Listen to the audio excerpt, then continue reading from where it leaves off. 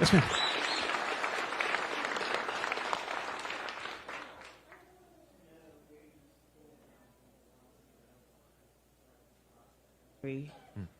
So I believe the time has come to legalize marijuana. And let me share some of the reasons why.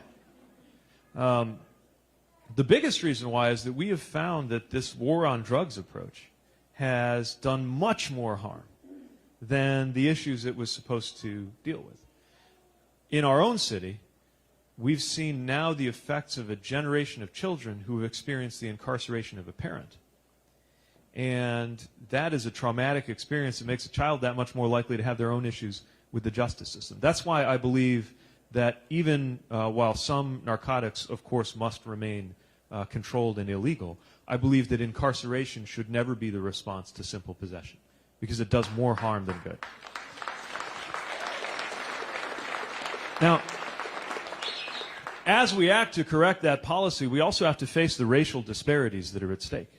We've frankly done a better job as a society in beginning to understand, in the context of the opioid crisis, that this is a medical, not a moral issue. And I'm glad we're moving in that direction. But there are a lot of folks, especially a lot of black and brown activists in communities like mine, saying, you know, it's great that you're having this new enlightened understanding when it comes to opioids, but where were you during the crack epidemic? Where were you when they were making policies around marijuana? So we've got to make sure we're looking back with expungements and other steps to make sure people who were caught up in this war on drugs can get on their feet and can contribute as well as benefit.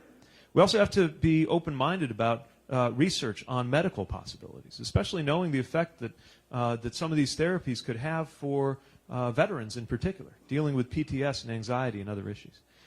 And can't allow old habits or biases or prejudices to inform our policy. Looking forward, it's got to be based on fact, got to be based on science, and it's got to be based in equity and justice too.